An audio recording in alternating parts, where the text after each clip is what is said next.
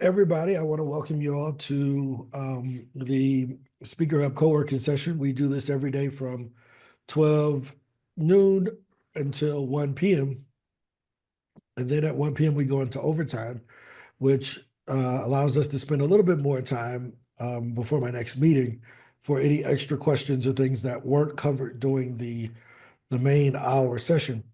But during this time, we like to answer whatever questions you all have about getting booked on stages or using our software. If we have any support questions, from that perspective, we'll answer any support questions regarding issues with SpeakerHub or the SpeakerHub software. I usually like to start off with introducing any new people.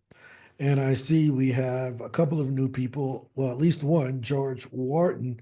So, George, if you want to introduce yourself to everyone, that would be great. Feel free to unmute and just hop in and tell us who you are and how we can help you.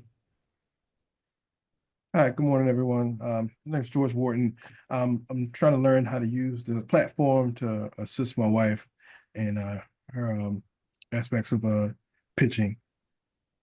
Okay. Who's your wife, if you don't mind me asking? So Daryl Wharton. Oh, Daryl. Okay. Perfect. Yep. No, that's incredible. Daryl has been with us for a few months. Daryl is great. I really like her conversation and perspective. And John, what's up? I see you got your hand up. Yes, sir. Thank you, man. Good morning, everyone. I just had a question as far as I'm starting to receive some proposal requests, and I'm submitting these proposals for these events. Do we send, do we just wait and hold? Is it best to, can we follow up, or should we follow up with people after we sent proposals in? And how long does proposals normally last? And is it like an approval, denial kind of communication back to you, or how does that proposal stuff work once you actually submit them? Yep. So they usually will let you know whether you were approved or denied. They usually don't let you know that until after the deadline, a lot of times, because they have proposals open for a lot of people.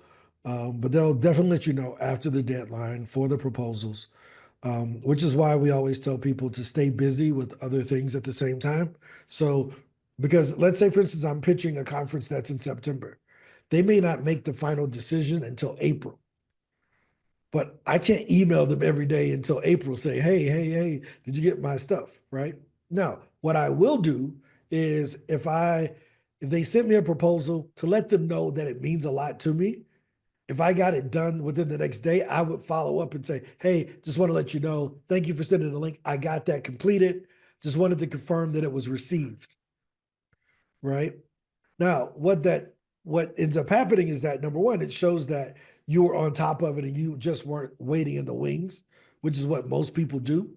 But then the second thing, they go to confirm to see if it was received. They're gonna look at it, right? They go look at it a little bit and be like, let me see who this guy is and what he's about, blah, blah, blah, right? And then just out of courtesy, they want to reply back and say, yeah, John, we got it. And if it's something that they're really interested in, they probably will say, let's set up a quick intro call. If it's something that they're not interested in, they'll say, we'll notify, or if they're busy doing other things, I'm not going to say they're not interested, but they'll say, hey, we'll follow up with you to take the next steps. Or if you we'll let you know if you make it to the next round. In pitching for other people, I've seen all types of responses from that email.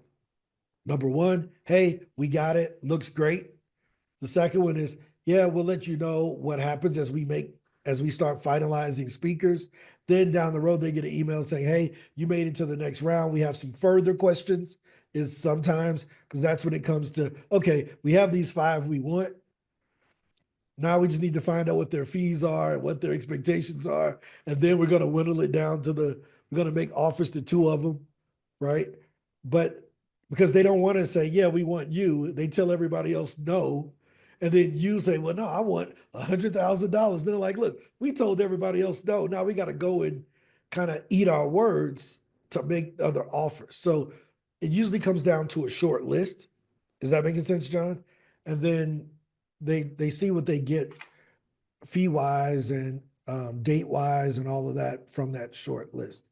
So my initial response would be, once I've submitted my proposal, to just let them know that I submitted it. Reply back to the person who sent it to you to confirm that they received it. Right? If you're able to Makes print sense, man. out the Thanks. proposal. Yeah. So a lot of times on those forms, they give you like a download, like download your answers or whatever. If they allow you to do that, download the answers and attach that to the email also. So now they have both versions of it. Does that make sense? Because Right. you're trying to do as Yeah, much yeah. as you can without feeling creepy, but showing that you're I'm organized feeling and you're thirsty. Yeah. professional. Mhm. Does that make sense? Right. Right? Total sense, man. I appreciate it. Any Thanks. other help? Any other suggestions to John from anyone that's on the call that has experience submitting proposals? Um, those are the best practices that I've always suggested. And what I also mentioned was what I've seen in the responses. Like, what do they respond to and how they usually follow up with you? Also, so I have done a lot of proposal submissions. A lot of them will have the proposal deadlines and also the announcement dates as well. So sometimes it's not very big in there, but a lot of them will have an announcement date. And then a lot of times I just ask them like, when should I expect to hear back? Yep. You know, what's a good time frame? You know, I should check back. Okay, about a month. Then I know not to be contacting them, every week, put it on my calendar to contact them in the month. Exactly. And again, the best thing is one of my friends, he was saying, man, I'm working, I don't think it was in his regular business. He's like, man, I had 2 people cancel this week. And I said, okay, that's normal. He's like, man, I don't want people canceling. I said, okay, if you had 500 customers paying you, would you really be this worried about those two? And he says, no, I wouldn't even be tripping about it. I said, so just go get more customers, right? So the more applications you put in, the more opportunities you're pitching. The no's don't feel that bad because you got 10 other ones, right? Right. It's when we're betting everything on those 2 that Mm. that we kind of stress out because we're putting everything on those 2 things instead of putting it on 20 and saying, well, look, I don't expect to get all 20 of them. Right. You feel so much better, right? Mhm. So, Christian, did you have another question or comment, or was that So it? my question was about, no, I was, so I'm familiar with the CRM and how it works, and I'm very interested in that because I'm actually, out there trying to pitch more, and I need Mhm, something to be more automated than what I'm doing right now. mhm. Okay, so let me walk you through that, right? So basically, um, here's what we're doing at SpeakerHub. And everything that we do is based around this one concept called the Speaker Flywheel, right? And half of the flywheel is inbound leads, meaning you have your website, you have your speaker page, you have your social media, you have all of those different things where if someone is searching for you, they can find you. So that's equivalent to setting traps in the forest, right? And you're saying, I'm going to put these traps out here. If a deer walks in it, it's caught. But I'm going to put all the bait out there. I'm going to spray the trees. I'm going to put the certain color stuff to make sure that the deers come over here. That's your inbound leads. On the other side, you may be like, look, I've been trying all this bait. Ain't a lot of deers in this area. If I see one, I'm going to throw my spear at it. I'm going to shoot it, or I'm going to go get it. I'm going to jump on his back and put it in a headlock. That's outbound. That's when you are proactively going after the deer that you want, right? So this inbound is just our speaker page. The outbound is when you're going after the particular events you want to be on. And that's where the CRM and all of that comes in. So that's what we see here, right? Where you would sign up. It's on a 7-day trial, excuse me, a 7-day trial. And you would put in your basic information.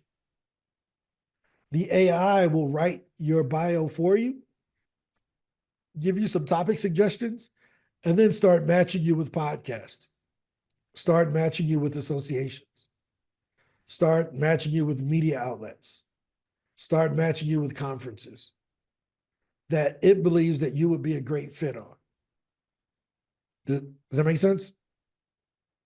So once you start building your list, you end up with a list of opportunities that the software could instantly start pitching you to. Let me reconnect my account here.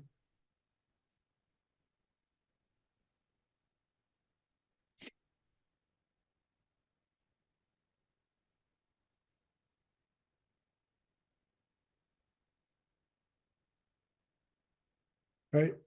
So now when I come here to Mailbox and I want to pitch or follow up with something,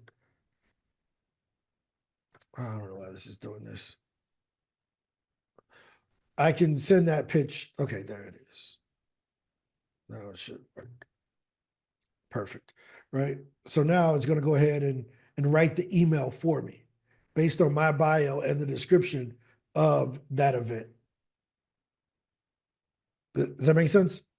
Makes perfect So sense. here in 15 seconds, I can get a pitch out versus having to go look for a website, add it to a spreadsheet, make sure the email's right, put all the information in the spreadsheet, think about what I want to say to them, find a software to send it from. We can just get this out there with this. Make sense? Makes perfect sense. It's So nice. this is what we call SpeakerHub Pro. It's part of our sales suite of products. And yeah, this is what everyone on this call is primarily using. So you can get a free trial. Now, Ron, do they have? Go ahead. Oh, I'm sorry. I just Go ahead. No, go ahead, John. cut. But I just wanted when the good doc was talking about the CRM features, do you have any like automation or sequential like emails or anything like that in the No, plan we're that's not coming? email marketing. This is email sales, right? Okay. Email marketing is where you send your newsletters and stuff like that. We're not in that business, right?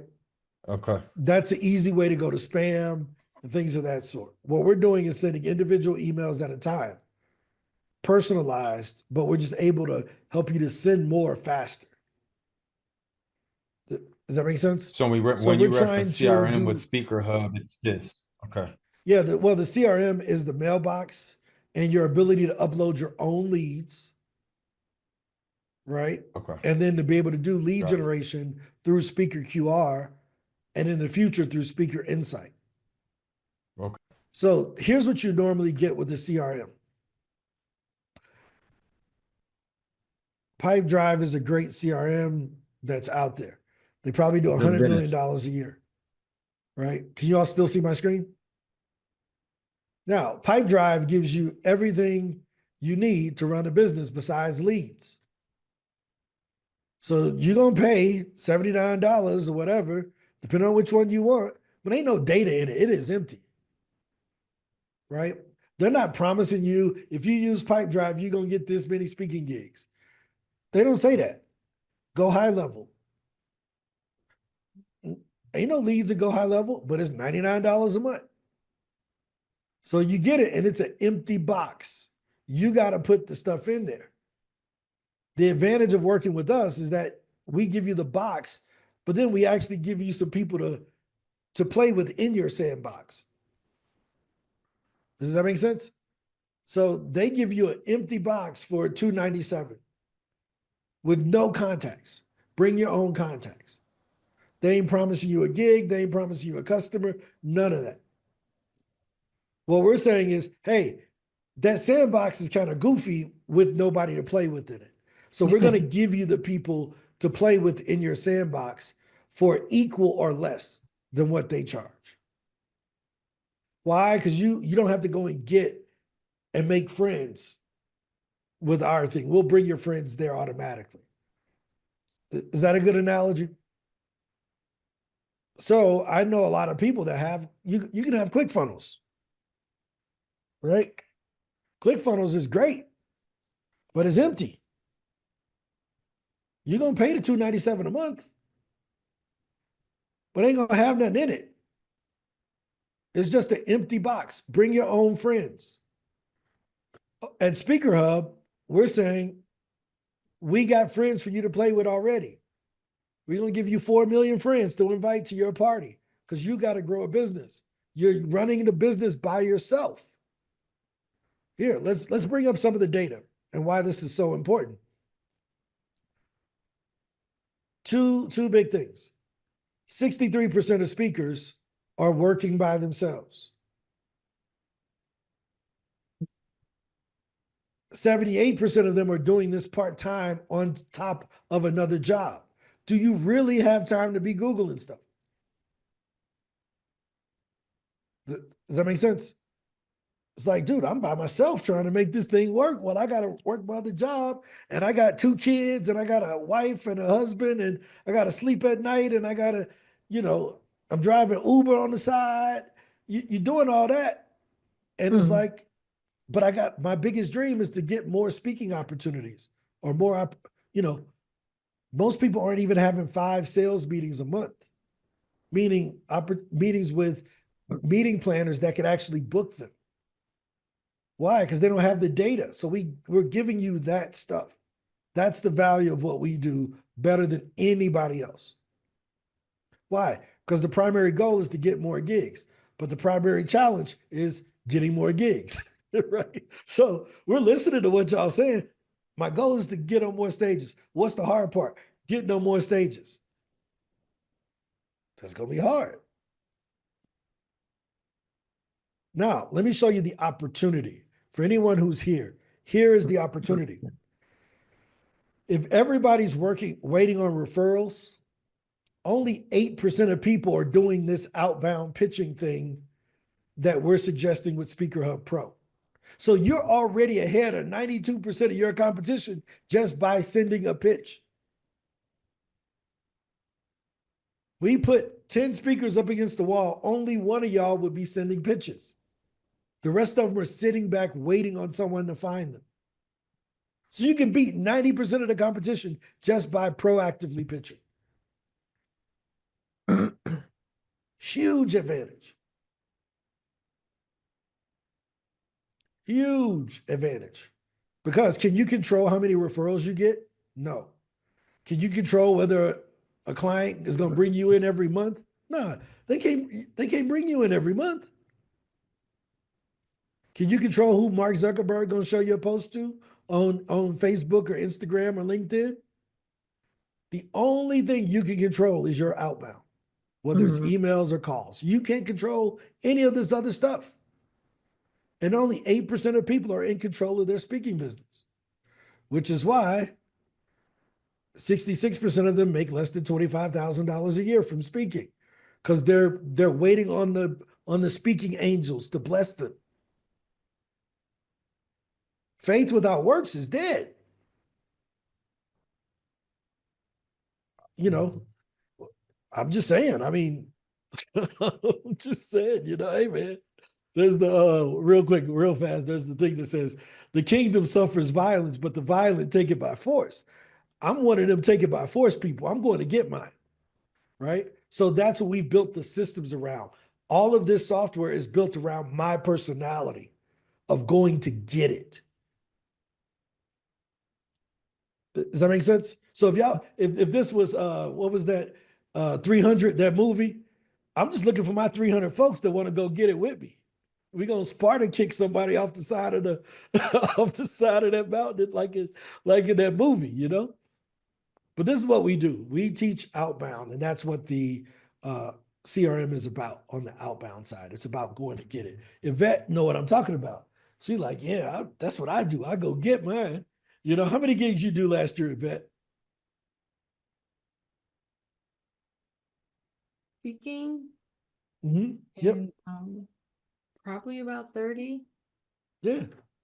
Anybody on here did more than 30 last year? Right? So Yvette is a role model. That's huge. She's in the top probably 1% of speakers worldwide by doing those 30.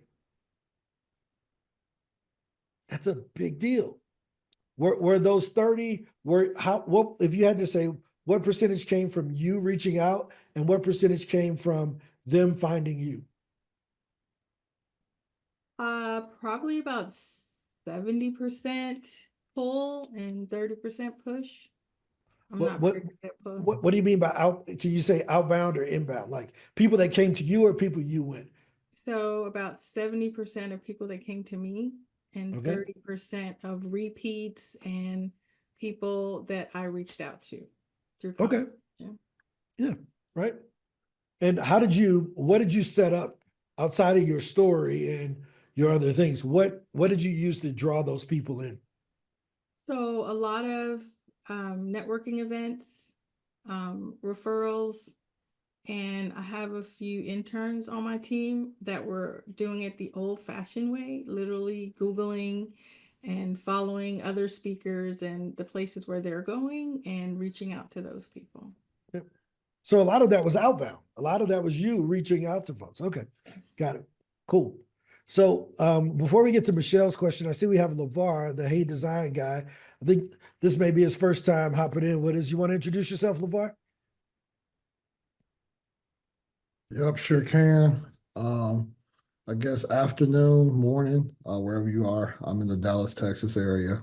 I'm LeVar McCline, known as Hey Design Guy. I'm a designer by trade, but also an educator.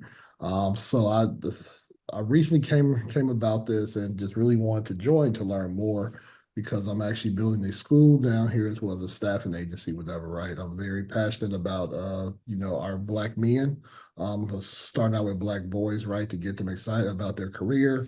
And I do it using design and technology and things like that. So although I mentor and I speak at schools, I would love to make this, part of what I'm doing, whatever, right? As I'm going out to just to build out our community and things like that. So happy to be here. Great to meet everyone.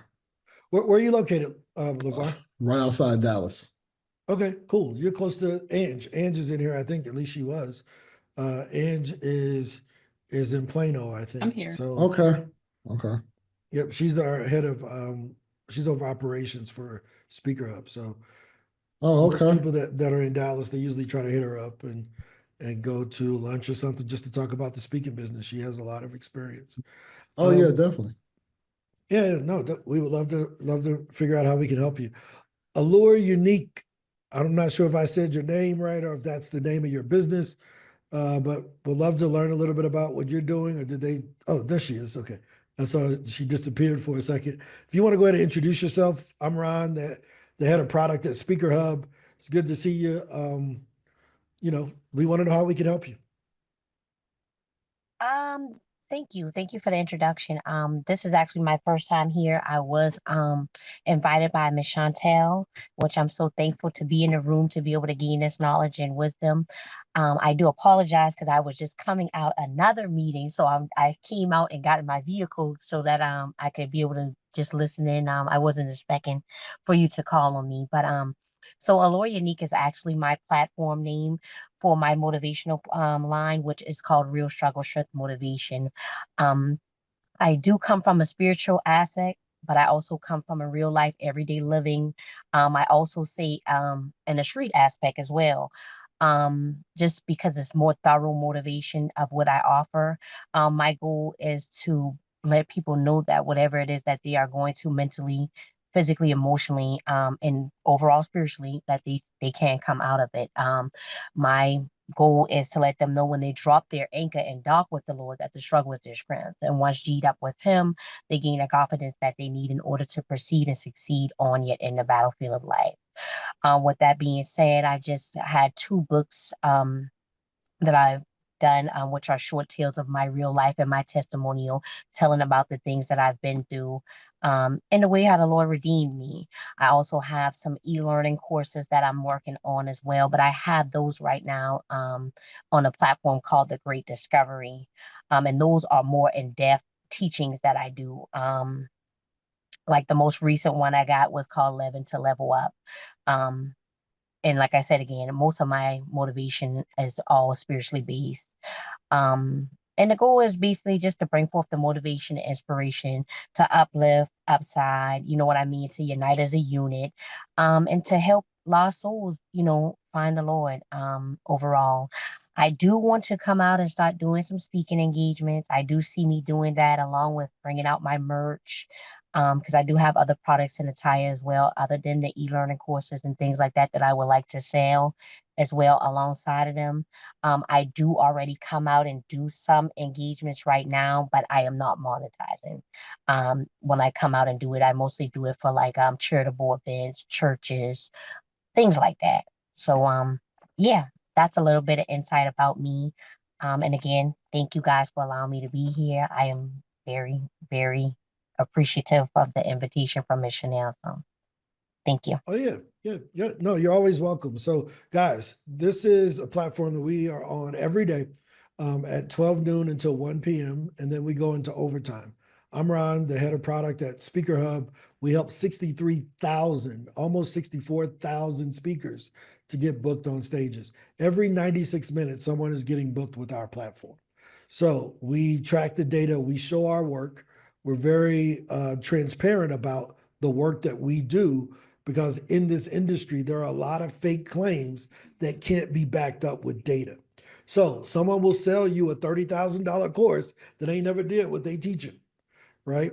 So we're just saying, hey, we don't want to play that game. How do we become amplifiers for speakers that have a positive message, right? So we respect every race, gender, creed, color, belief system, as long as it's positive, right? We'll support any positive message to get out there to help more people.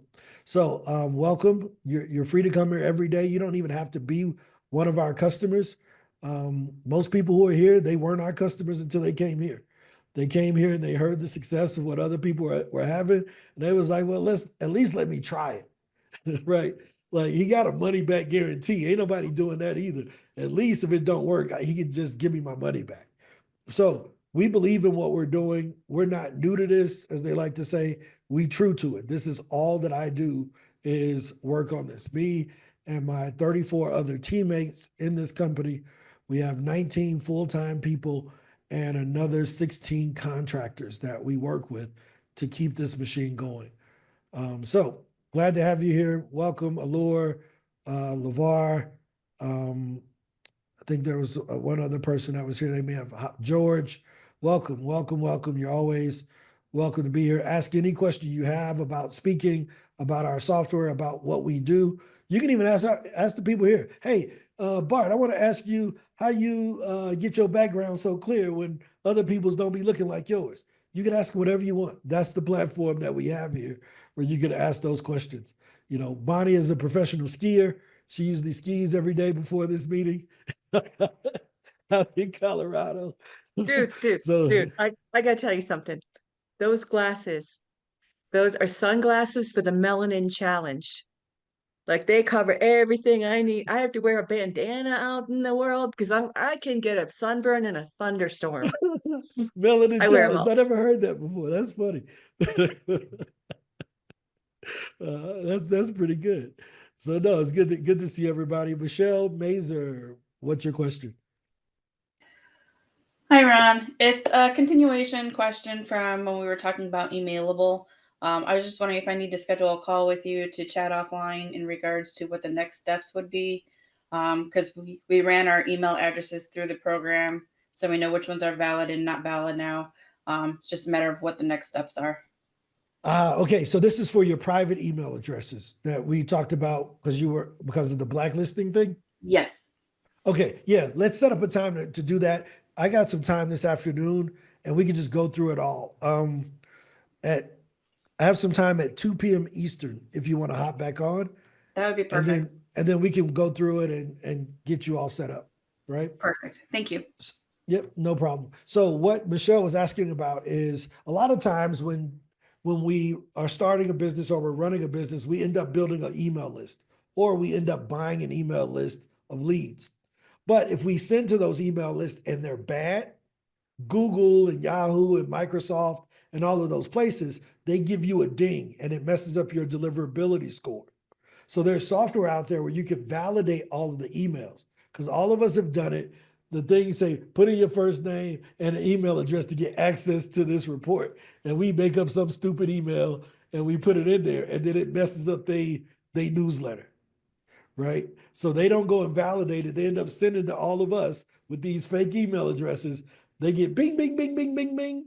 Gmail gives them a bad score, but it's our fault because we put the fake email addresses in there, right? So in order to protect yourself from those fake email addresses, there are services like Emailable and Clearbit that will validate that you have the right that you have valid email addresses before you send to them. This is one of the reasons why we don't allow a lot of automation in SpeakerHub, because Google treats an individual email sent one at a time completely different than if their server gets hit with 500 emails within 30 seconds. They say, oh, that's a promotion, put those in the promotions folder, because that must have been a newsletter or something. But when you're sending this one email at a time, you never have to worry about going into that promotions folder because you only sent one every 5 minutes or one every 7 minutes or so. That's how our deliverability rate and response rate is so high, because we very rarely will end up in spam. Does that make sense, guys? So that's why we don't let you send, well, I queued up 85, let me send them now. You do that somewhere else. You ain't gonna be able to do that here, because we don't want to get you blocked or blacklisted or have your emails going into spam. So Jasmine, what's your question? Question is just a statement I observed yesterday. You know how the podcaster does, they want a 10 to 15 minutes, talk with you and then they book you. So I went on, I figure 11:30 it'll be good enough for me to get back on my 12 o'clock thing, right? And 10 minutes into the conversation, he said, listen, if you don't mind, I want to record you right now. I don't want my audience to wait till I book you. Do you mind? So I ended up, it's a good thing I'm prepared. I had to pull out the Jasmine, I had to pull out the jazz, because usually I'm preparing before the podcast and make sure, I had to pull it out. And in the end, he goes, oh my God, I'd like to get you on a retreat. And, he says, after he recorded, finished the recording, because I'm saying, oh my God, I hope he doesn't ask me any question that I'm not prepared for.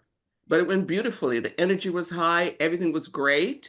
And at the end, he said, when he finished recording, he says, can I just talk to you like for 10 minutes? Because you have some energy coming through this computer here. It was really weird. But, and for him to catch me off, one or two have caught me off guard where I didn't know they were looking on certain of my YouTube channels or something like that. But that I'm used to. I know what I put out there. And I know what I was going to have a talk with this guy to see what he would like me to speak about on his podcast. But we just started talking, introduced myself, introduced himself, what I've done. And then he goes, I want to record you now. So it ended up being a beautiful, so I missed yesterday. Did you guys miss me? We always miss you, Jasmine. We always miss your reports of success. Every day, Jasmine has always positive energy. She's always energetic. She's a fighter. I like Jasmine's energy on here. So thank you. Appreciate it. I had to tell you that I thought it was really funny, because at first you want to swallow hard, like, okay, and then it just took right off. But that's a testament to what we talk about. Yes. I told the story about how Les Brown mentioned to me that he was on a call one time and his boss or his manager was in the room while he was doing like one of those intro calls for a speaking gig. And after the call, his mentor said, "What was that?" And he was like, "What do you mean? I was just telling him about who I am and kind of going through it." He said, "But you didn't give them Les Brown." Right? And what I took from that was microphone, telephone, megaphone, sousaphone, whatever phone you got in your hand, you should give them a taste of what they're going to get when they get you on their show. What you did yesterday was evidence in the pre-interview. Yes. You treated it like it was the show. Yeah, it was right there. It was right there. He said, record this. And then exactly. Yeah, it happened twice. Remember the lady who said, I'm going to talk to you for 15 minutes and I'll book you sometime in March. And then she said, so I'm just telling you, I want you to learn to, I'm just going to prepare when I'm not on Zoom or not on the learning thing. I go over topics, I refresh what I'm going to speak about, just in case you get caught off guard. Yeah. Like, Give them that energy while you're when you're in that demo call, give them a little bit of what they're going to get. There's yes. no problem in that. Let them try you out. Make Yeah. it hard for them to say no. Or in That, your case, they accelerate it up. So several people, Jadika had a call with someone and it turned into a speaking gig, right? It was in December, I think. They invited you to come. Is that true? It started as an intro call, found out they was in the same city. She said, come talk at my conference next week. Because she gave him a little bit of her over that call. Again, telephone, microphone, megaphone, sousaphone, whatever phone you got, you had better let your real self be you, because you just never know if you'll ever have more than that 5 minutes. that's true. And Those 5 minutes to be impactful are huge. appropriately, like dress, I was businesslike, like I am always businesslike. So he saw this person come on, she's ready, she's businesslike. He's probably saying in his head, I'm just saying that. Why not do it now, right? So That's it. be ready, that's all. That's it. No, hey, what they say, stay ready so you ain't got to get ready. I'm a firm believer in that, So Vivian, I see you down here. You done snuck in here without introducing yourself. So we're going to let you introduce yourself right now. Vivian Favors, you was on camera for about 2 seconds. Hello, and then hello, then you dip back out. Yes. Hello, everyone. I'm Vivian Favors. Today is my first call. I was invited by Miss Ann McNeil. Wonderful, wonderful Miss Ann McNeil. So I'm working on my pitch for my business, which is Alliance Consulting Firm, and just brief history: retired veteran, former federal government, and so now I'm doing management consulting and some teaching as well. Oh, we got another retired veteran on here, Bart Womack. Bart is killing the speaking scene, going around talking about workplace preparedness and readiness for emergencies. So that's a really big thing. So you may want to connect with Bart. Thank you. He does it, he's in the same, at least has the same past, right? So there's some commonality there. But yeah, guys, this is a great place to be. Any questions that you would like for me to go over, any topics that you want me to cover, or if not, I'll just go into my own thing and talk about what I want to talk about. But I'm here to answer any Ron, questions. Curtis had a comments. question. All right, Cardi D, what's up? Curtis, did you? Yeah, so I have a question. I was trying to do the inbound side of the Speaker Flywheel on getting my speaker page correct. What happened is I think I have the wrong email in there, so the verification email is being sent to nobody, basically. So, Okay. I don't know a way to change my email to update it to the correct email. Okay, I'll check here and see what we got for you. No problem. I'll look at it while we're so I don't take up a bunch of time going through that. But I'm looking at it in the background, and I'll let you know what it is. All right. Okay. Yep. Sounds good. Any other topics? What's the question you've been wanting to ask somebody about speaking, but you just never had a chance to? Let's go over that. Let's try that for today. Any questions that you wanted to ask, but you just never had a chance to ask somebody about speaking? Yes. Hi, this is Vivian again. So my question would be, if you have like 30 years just doing leadership and you want to teach about leadership, how do you start out with pricing? Yep.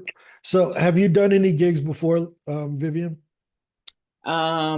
Just speaking with the military, speaking with other organizations and events and planning those type of engagements. Okay. And have you been paid to speak before? Never paid to speak, no, sir. Okay. All right. There's no problem. So let me see if when I type in Vivian Favors, I'm going to share my screen here. I want to see. So are any of these you? MBA, SD, VSOP? Any of these you? I do see where it has the Zoom. If you go down in the middle, it's like I'm on, I know Facebook, LinkedIn, but I can't see anything else. Sorry. But Okay, all right. have that Zoom. Okay. That's Okay. me right there. Zoom Saturday. Okay, gotcha. All right. That's on Instagram, I think. I am Vivian Favors. Okay, right. So what we're looking at all the time is how do you generate inbound leads versus outbound, right? So here at SpeakerHub, what we focus on is something called the Speaker Flywheel. And that's where you have your inbound leads. So when someone Googles you, can they find you? Or will they find 13 other people with a similar name and an obituary, right? So how do they find Vivian Favors the speaker? That's what Cardis was asking about. He was saying, hey, I'm trying to get my inbound set up so that when people type in my name, they find me. So that's the first part of it. Because when you send out an email to someone to speak, they want to see you. They want to know if you are who you said you were, and do other people believe it? Does that make sense? It does. Right? So let me show you a great example of this. So I type in my name, Ron Story Jr. People can instantly try me out to see if I know what I'm talking about. You know, all of my stuff comes up. It's me talking about speaking and all these other things. Other podcasts are going to come up. All of these things come up so that people can try out who I am. If they Google me, I want them to find me, right? So that's the first part of what we do, which is helping you to get set up on the inbound side. The other side, which is way more important, is outbound. So now that you have your inbound set up, you got to go after the stages that you think have your audience and are willing to pay you for your topic. So having 20 to 30 years worth of experience is something that you know about yourself, but it's not what the event planner doesn't know that. Does that make sense? It does. It does. Y'all ever knew somebody that worked somewhere for a long time? We used to say this all the time. I would meet salespeople in the financial advisory business, and they would say, man, I got 10 years of experience. I know this. But in reality, they had 1 year of experience repeated for 10 years. They never got promoted. I'm like, dude, you've been in this entry-level job for 10 years, right? They never got promoted. They never went up. Because I know corporate-wise, you should be in a position for 2 years and keep moving or leave that company. That's kind of the management track that I was always taught by my managers, right? So the world doesn't know about your 20 or 30 years of experience in anything that you're doing. So you got to show it to them, right? The great thing about the military is that they give you ranks, because the ranks tell you where this person is and where they rank. And you're E1 or E6 or E7 or whatever. I can't think of all the numbers, but you know you're going to be something, sergeant, major, lieutenant, battalion commander, they gave you a rank to tell us whether you've been in the same position for 30 years as a private. That's right. Or have you moved up? Yes. You have to establish that same thing publicly regarding your topic. That, hey, I'm here, but look at the stage I'm on. Look at this. Look at that. Why? Because that's what your competition is doing. Does that make sense? So if we look at someone like, I'm going to use, if I can get this off of here, I'm going to use, let's go to here at the top. Let me squeeze up. I'm going to go over to Sean Fair, right? Because Sean Fair talks on leadership. And let's put him in here, right? So we type in Sean, and here's the funny thing, is that Sean, when we type his name in, you notice all these other folks come up? These are all the people he work with, and they proud of working with him. So they put that I work with Sean Fair in their profile. That's why all Sean Fair's customers come up when we look for his name. That's social proof, right? But he's also showing himself on certain stages, because he talks about leadership and things of that sort. But he's making sure that you see him leading. Does this make sense? So he's doing the things that in the mind of the event planner, a leader would be doing. Right? So you got to build that collateral because that's what justifies the fee. Your fee, how many of y'all got a car? You got a car, Vivian? Yes, sir, I do. What you mind telling us what type of car you got? I have a Range Rover. Range Rover. Oh, shoot. Perfect. This is good. Do you think it's more expensive to insure your Range Rover than what it is to insure a Kia? Yes, of course. Why? So it's a luxury car, and probably by the name itself. Yep. The cost to replace it is going to be more than the Kia, right? Because it has a certain value. Your speaker fee is very similar to insurance premiums.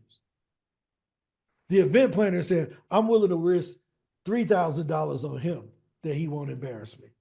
But I'm willing to risk $15,000 on Ann McNeil.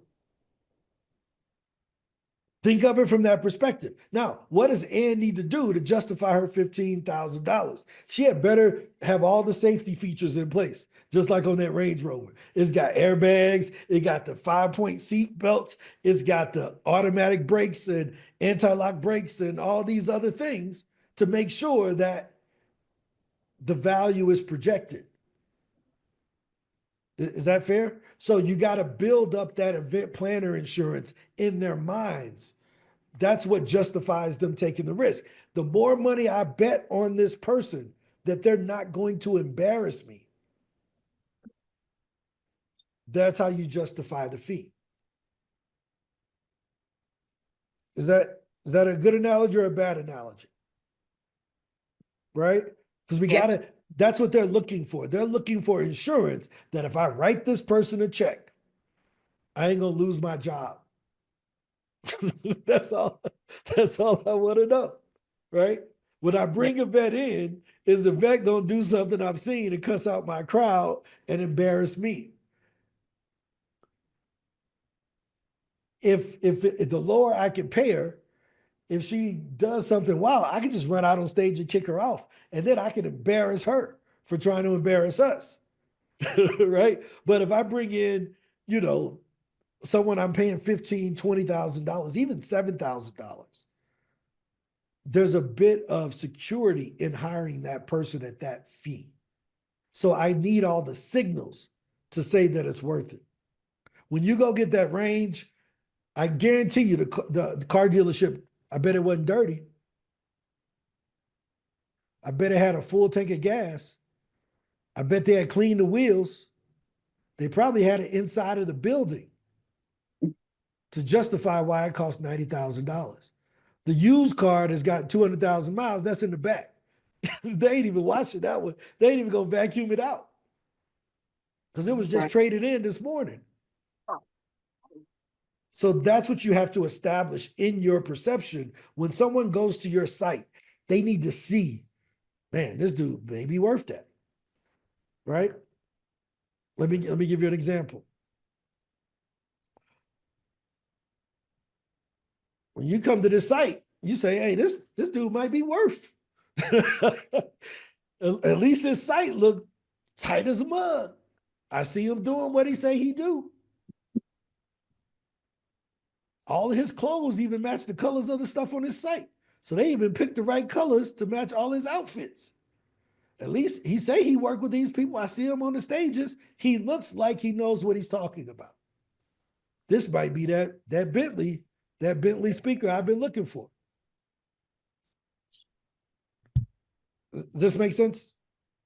Yes, it does. Thank you. So there's the brand image, there's the aura, the sense of this is why I'm paying that person. So let me sum this up really quickly. Value is in the eye of the event planner.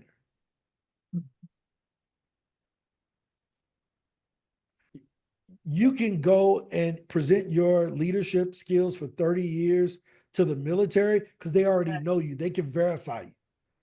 And they will see it in a different light than a small business that may not understand military rankings, may not understand the structure and the leadership You got to do a bit more convincing to them.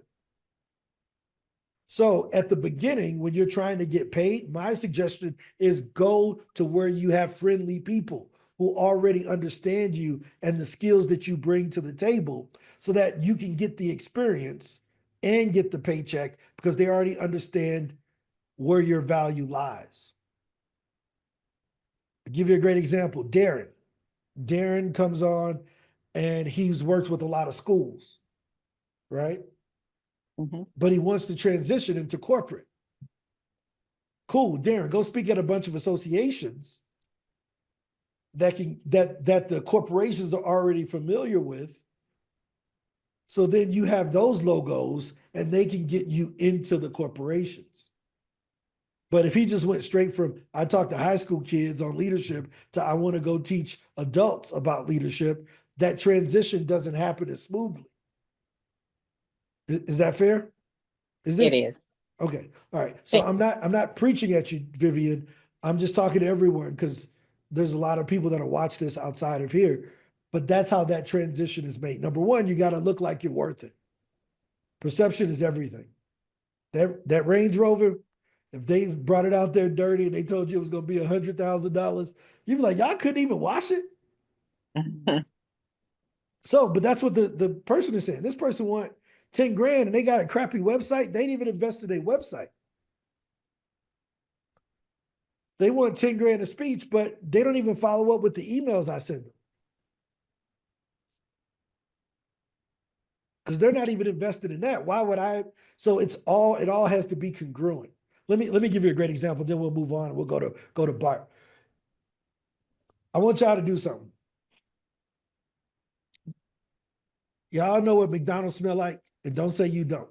Everybody here know what McDonald's smell like. We know the smell of McDonald's. It smells like fries and mop water, right? We know it, right? But here's the other side. Do you know what Ruth Chris smell like? You smell it. You smell the steaks. You smell all of that. Imagine if you walked into Ruth Chris and smelled McDonald's. You ain't eating there. You like, nah, this ain't the right one. This don't smell like the Ruth Chris I know. It's the same thing with event planners. They've worked with the top speakers already. So there's an aura, there's a scent to those top speakers. They know that they've been on podcasts. They know they got their speaker reels right. They know their websites look a certain way. They know they respond within a certain time. You don't want to go in there smelling like that McDonald's mop water, asking for Ruth Chris prices. So you got to do both. Right? Look, okay, all right. Don't act like I'm the only one that think McDonald's stinks, but we still eat the food, but it's stinking there. But go ahead, Bart. Oh, we smell the fries and we go order the fries. Oh yeah, you gotta eat the fries on the way home. Yeah, that's right. I just wanted to add to the speaker price thing. I think a lot of us go through this or have gone through this, especially if you've spoken and took a hiatus or you've spoken and you didn't monetize it and all those types of things. It's still a little tricky about how do you put that money out there. Everyone's not as bold as Ron to say, hey, it's this number. And obviously he's correct about how you build upon that and get confidence in doing it. I'll just share some from a personal experience. So, we're good at taking the stage and not getting any money. We can do that a lot, and it helps build up things and it's practice and all that type of stuff, which I encourage if you need to practice. But a technique is to ask them what their budget is. They may ask you what your price is, and depending on who you're talking to, you can ask them what their budget is, and then they give you their budget, and it's a good number for you, and you say, okay, yes, give me that. I had one speaking event where I asked for one number, and then I didn't hear from them, so I figured the number was too much. So I circled back, and then I lowered my price, and then we booked it, and I made up the money by selling books. And I had another opportunity where I gave my price, and they went away, and I figured, okay, the price is too high. I went back to them, and they responded, said, well, they didn't say anything about the price, so that's always a good thing. Then they went on to, well, we weren't sure if you want to book you for this gig or this gig or this gig. So you just have to kind of play with it until you determine your price. Because once you determine your price, you kind of want to stay there. And if you're not getting something else in terms of value out of taking a lower price, so they may offer you something a little bit less, but how can you make that up? You're like, what else can they give you to make up for that money if you don't get that number that you're always getting? But as you grow higher and higher and make more and more, you almost can't come down to what that number was before, because then they see your message as not having value. So again, it depends on who you're talking to. And some event planners, if you don't know their number, you don't give them a high enough number, they're not booking you because they figure your message isn't worth it. If they're used to giving 15 and you're asking for 7, they're like, that's okay. We want to pay somebody that's worth all this extra money that we want to pay. So you just got to kind of play with it, is my experience. No, I think you're spot on, Bart. Here's the great thing about things being negotiable. That's why we ask you to push for the meeting, because you can get feedback and negotiate from there. So if you have a $20,000 price and you want to negotiate it down to 10 for this one, you have the right to do that, right?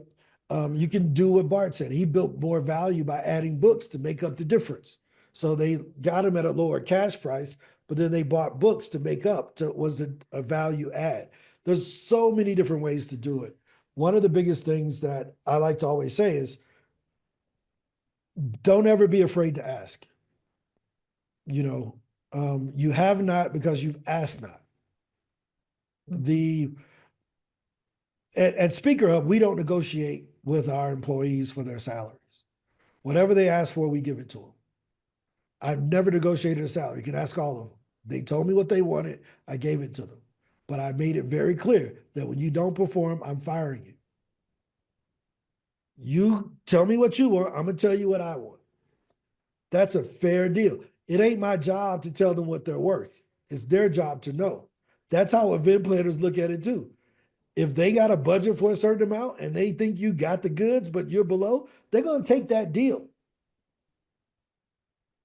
That's why they don't post what their fees are on the site, because they don't want you to know they got $30,000 available if they can get you for 15. It's not in their best interest. They're hiring just like we hire. But be sure to state what you want.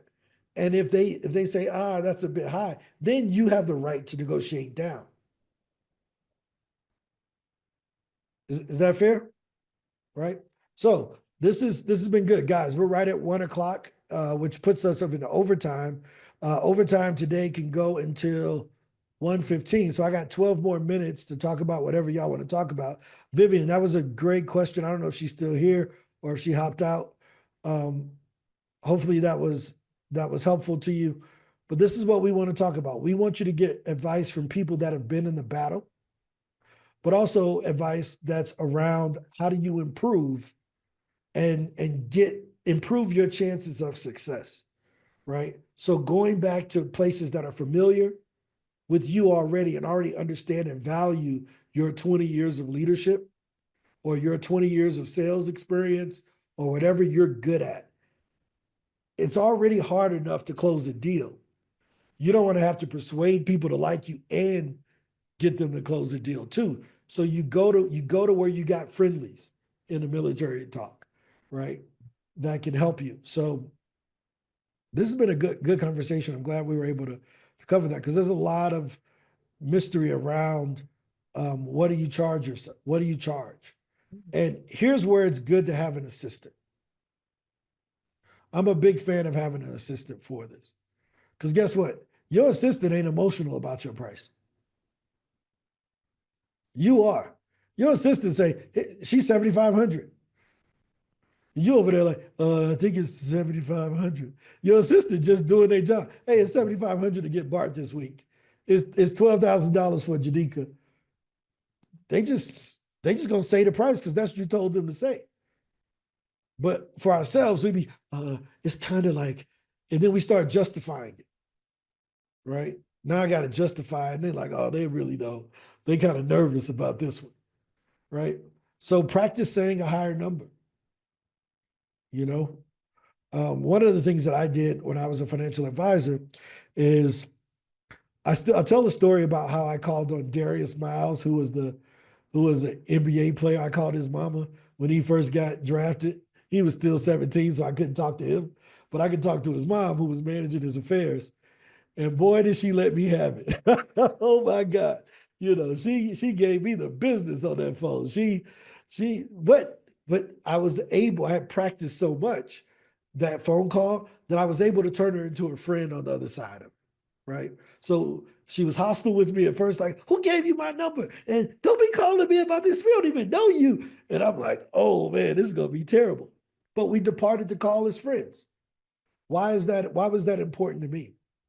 Because if I had just got rejected by somebody that had millions of dollars, this person that made $70,000 of work for State Farm, I wasn't scared of them no more. Because I just got rejected by an NBA player and then a bunch of other football, NFL players. These little State Farm insurance agents, I don't care about them. They can tell me whatever they want to tell me. My confidence is through the roof, right? It's like when you go to a club, you shoot your shot at the best looking person there. Who cares if look, if I lose, I lose. I'm definitely not afraid to talk to this one now. I had already lost to the best. That's the way you got to think about it when you're stating what your value is. You got to be willing to state what your value is and hold firm, or get someone to negotiate it on your behalf, right? Especially if you're not a strong salesperson. Make sense? What's the one rule of negotiation after you state your price? I'm going to teach you one thing that if you learn this, it changes everything. So John Diggs. Yes, sir. I'm going to use you. We use my alter ego. We're Garfield and Heathcliff. It's the alter ego over here. So John, I want to role play with you for a second. And I'm going to be the event planner, and I want to talk about your price, okay? And I don't know if you're going to do it right or do it wrong, but we're going to find out. So hey, John, I went over your application. It looks really good, man. What's your fee?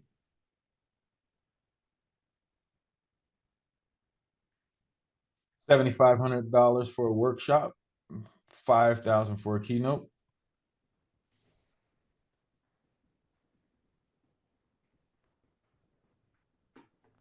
Okay.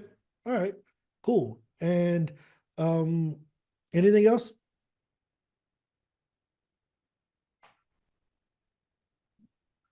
Not that I can think of. Okay. Perfect. What John did was exactly what you should do. State your price and shut up. He who talks first loses. Let them sit in that uncomfortable 30 seconds. Say what your price is. And John just sat there like, 7,500 for this, 5,000 for that. You know what most people do? 7,500. And then, but if you really need a discount, and they get to talking, and you're like, oh, dude, you done negotiated your way out of this deal. State your price and be quiet. It's the best sales tip I ever learned, was state your price and be quiet. The person that talks next loses every time. Even when I went back and said, okay, is there anything else? He said, no. Not that I can think of. That's it. My price is my price. That is the sales tip of the day. State your price and let it be the price. You don't have to justify it. The person that talks first loses. Yvette. Okay. So no, I really like that. The other thing I might say in that situation is I don't negotiate prices. I'll have someone from my sales team reach out to you. And they're taught to do the same. But my question was, I have several referrals and I claimed like all of them for this month, and I wanted to unclaim them so I can use them next month. Is there a way to do that? They should roll over. Oh, it would roll over for March. Mm-hmm. Yeah, you should have roll over. Okay, so all right. I was concerned that it would disappear. No, no, no, no, no. Any of the credits that you get, they stay. Right. Okay. So yeah, the referral credits definitely, they stay there. They're not, they wouldn't disappear on you. Oh, great, good. So I have another question about LinkedIn. I forgot the term that it uses. Should you, what's the word? Should you like identify yourself or qualify yourself on LinkedIn? It's a little off topic, but you know, every time I go into LinkedIn, it says you need to certify or verification, like to get a verification badge. Yeah, I Um, think LinkedIn is kind of chasing Facebook and Instagram because Facebook and Instagram added like $100 million, getting people to pay $15 a month for that little blue check. mm, So now they're adding that little blue check type of thing because yeah, if you can add $100 million just by giving somebody a little blue check, and even um, uh, uh, Twitter was the first ones to do it. Twitter sold those blue checks first. When Elon bought it, he said, we're going to sell verification. Since everybody want to be verified, right. let them pay to verify themselves. And then Instagram followed. And I think I pay for both of them. I pay for them for several accounts, for my main account and everything else, just because I want people to know that it's me, right? Okay. So on um, LinkedIn, it's a bit different because they make you go through Clear and all Yeah. these other kind of like TSA type of companies. So Right. I haven't done it over there yet. I started the process, but it was just too long. And I was It like, dude, is. I should just be able to pay you $10 and leave me alone. Um, but yeah, So when an so event planner is looking for me, do you think they care whether or not I have a verification badge? nah, I think they care if you got the goods, Okay, right?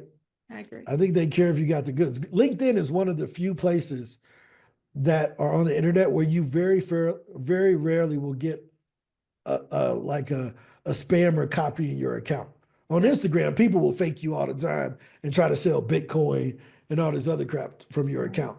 But on LinkedIn, it's very hard. Very rarely do people do that over there because they'll block you for sending too many people messages and Yeah. kick you off, and you get reported as a fake account over there. They don't play.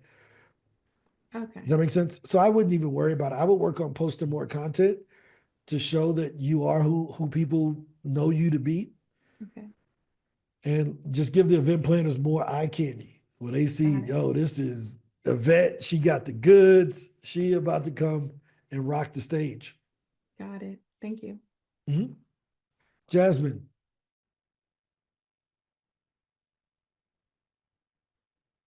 So it just happened to me. So I'm saying I got, called to record a podcast on the spot.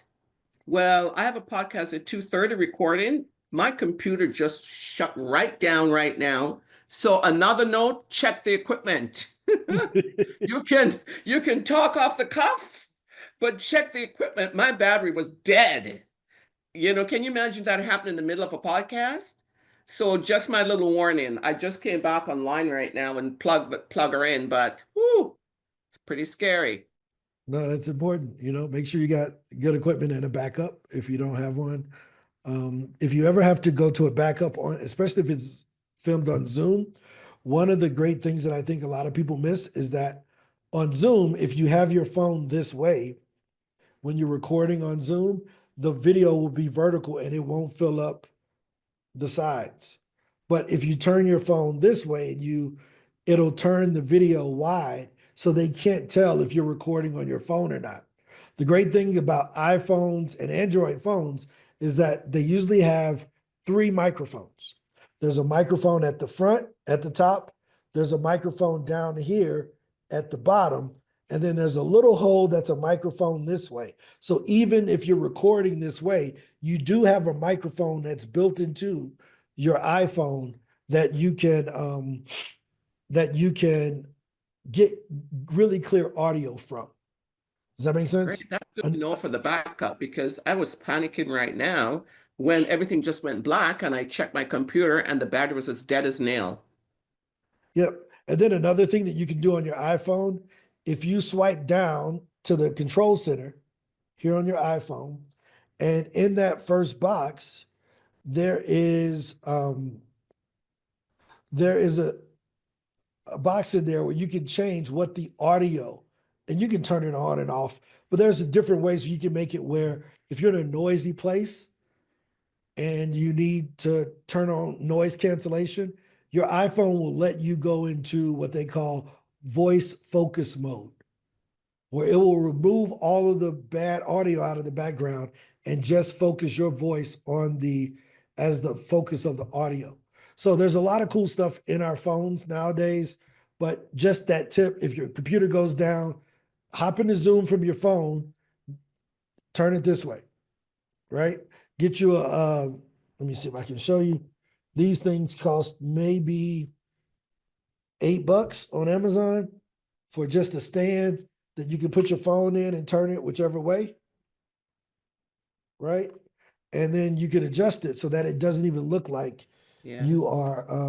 I have a stand up with the light and everything, so you're great. I can do that. Okay. Yeah, as an alternative, because you can always log into Zoom from Mhm. your cell phone. Yeah. Does that make great. sense? Yeah. So just keep that as an alternative, as a backup. Your phone is a great backup. Computers crash more than phones most of the time, so any other questions? We got another 30 seconds. But this has been a good call, man. A lot of great questions. I always love being on these calls because, people want to get on more stages, and that's my job. I think my next call is with Julius. We may not even have to hop out. Julius may not matter. I mean, he may not mind if we're all on the call, but Julius is another speaker, a John Maxwell consultant out of St. Louis. And yeah, I think he would love to know if you all are here. I don't know if he's hopped in or hopped out, but any other questions before we go? No, he hasn't hopped in yet. Okay. Any other comments, questions, concerns? Did Carter's situation get fixed? Carter's Yes. had the So question. yeah, You Cardis, were real looking at quick. something for him. Yep. Cardis, you got 2 emails. One is Impulse Leadership. That's the one that's the account you created on on December 23rd of this year. And then you have one that's Best SUB, and that you created in July of last year. So the Cardis, the Impulse Leadership one, you haven't logged into for almost 2 months. The Best UB one, you logged into 25 minutes ago. So the Best UB is the one that you completed 75% of the profile. The other one, you've done 0 in there besides sign up. Okay, yeah, that's the problem. It should be it's like short or best subscription 31, so it should be 31. Okay, send me the text message with the in the chat here. Put in the email address, and I'll go ahead and update that for you right now. Okay, thank you. So Ron, Yep, I have no a problem. similar question. I have a similar Yep. question, but this is in Pro. I've been sending emails, but it's saying that it's using like my Google email address, and I don't want that to show up as the address that it was coming from. Where Yep. can I change that? Is there a place to Yep. change that? Of course. So go ahead and share your screen. All right, Cardis, go ahead and try again. You should be good. So now click on your name over on the right corner. Oh, you're already in that section. You're in the tab that says account. Click next to it. It says emails. Okay. And then now this is where you can connect whatever account you want to send from. So the Freedom Builders is connected to the way that I log in because that's my Google account. Yeah, but hold on. Go ahead. No, I get it. So click on account next to it. You see up at the top, the tab that says account. Yes. That account tab is what you log in with. You can log in with one and send from a different one. So you're already logging in with the Freedom Builders, but if you want to send from something different, you click on emails and you can connect whatever email you want to send from here. So you can just change that email out. You see where it says connect new account? The orange button? Yes. Click there. And then that's going to allow you to connect the account you want. Okay, it's not a Google account. Okay, so right now, currently, all of our emails have to be sent from either Google or Microsoft or hosted with Google or Microsoft. So Okay. if it's hosted, like our SpeakerHub emails are hosted at Google, Okay. right? And we do that for security reasons, but for the other side of it, deliverability. The deliverability with Google and Microsoft is still best in class, Okay. right? And we found it to be worth the $7 for that, to move that at least one email account over there. The other thing is, what's the fear? Is it that you don't want them to see Freedom Builders ATL, or you don't want the emails coming back into that account? Right. And my team doesn't have access to that one. So they have Okay, so scroll down. on this page. Yep. Okay. And down at the bottom, Julie, it's good to see you. Give me a couple minutes here. So if you scroll down, you see it says configure CC, BCC, and reply to. I'm not on that page. Let me No. It's on the page you're on. Just go down to the bottom. I don't know if you have access to the page that I'm on, so let me close this. I'm on a No. different. We okay. We can see the page you on, right? Okay, I right see there. it now. Mhm. Yep. So that's if you want them to reply back to a particular email so that your team can see it, put that in email reply to. Oh, yes. Okay. Okay. Good. If you want your team to see every pitch that you send, put them in as a BCC, and they'll get those Oh, also every time you pitch. okay. Got it? Yes. I'll probably still create another email address. It just doesn't sound professional. Freedom Builders ATL. I wanted something a little bit more professional. So Okay. But 9 times out of 10, they'll never see that email because the emails are hidden in Gmail and Microsoft oh, good. nowadays. Okay. So if you have your phone close to you, Yes. and go ahead and pull up an email that you received from someone today, Okay. right? And without touching their name or clicking on their name, tell me their email address. I can't. Exactly. There you go. You got to click 3 times. Ain't nobody doing that. Ain't nobody doing that. You know, Julie, it's good to see you, man. It's been a while. You know, I think you're muted a little bit. This is our daily call that we do at 12 o'clock with speakers from all over the world who are looking to get booked more. We went a little bit over today in the overtime, but I figured you would want to introduce yourself to some other speakers that you may be able to work with in the future or partner with in some way, and then we can hop off and have our private call if you want. Okay, I appreciate it, Ron. Yeah, it's good to see you. It's been a while. Julius Adewunmi, J. Alexander Group Advisors. Good to see you guys. Good to meet you. Angela, hello. Looks familiar. So tell us a little bit about what you work on, Julius, and what type of speaking gigs you do and things of that sort. Well, so really, I have been primarily focused in the executive coaching space, and the niche space is working with CEOs in the C-suites. Love the passion and the ideation sector, which means I love the entrepreneurship sectors. I work in quite a bit of the hubs, and I love startups, etc. But most of my business strategy is involved in those that are trying to expand markets and go into the African market, the European market. So I help to bridge that.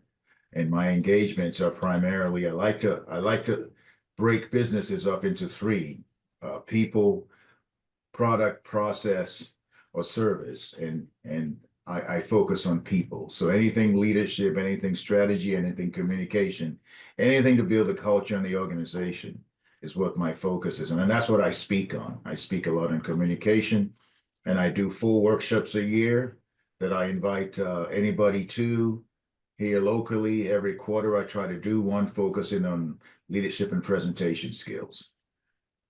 No, that's incredible. Yeah. So, Cool. Really quick, Rhonda, did you have a question before we call it a quits for the day?